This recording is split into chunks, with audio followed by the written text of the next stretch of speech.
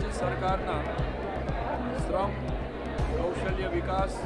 અને રોજગાર આ વિભાગના માધ્યમથી અને ગુજરાત રાજ્ય શ્રમયોગી કલ્યાણ બોર્ડ જે અસંગઠિત કામદારો છે એનામાં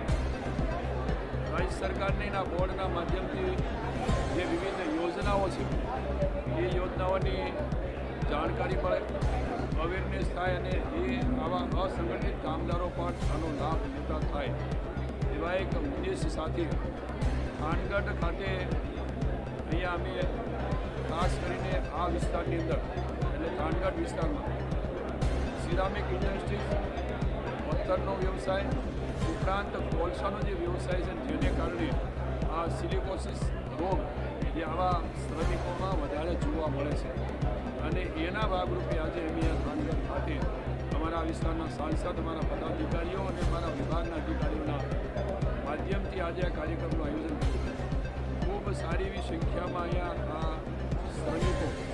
અહીંયા ઉપસ્થિત રહેલા. આ સંવાદના ભાગરૂપે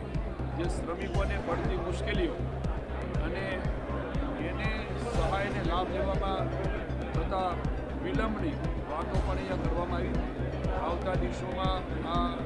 શ્રમયોગી કલ્યાણ બોર્ડના માધ્યમથી જે આપવામાં આવતી આવા શ્રમિકો અને એમાં ખાસ કરીને સિલિકોસિસ રોગ જે એને અટકાવવા માટે અને થયો હોય તો એને આરોગ્યની કઈ રીતે સુવિધાઓ મળે અને આર્થિક સહાય મળે અને કોઈ પરિવારમાંથી એ સિલિકોસિસ રોગનો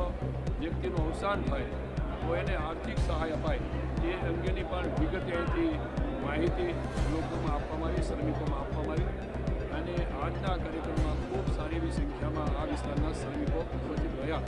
આગામી દિવસમાં આ શ્રમિકોને રાજ્ય સરકારની આ બોર્ડના માધ્યમથી મળતી સહાય સરળતાથી મળી રહે એ માટેનું પણ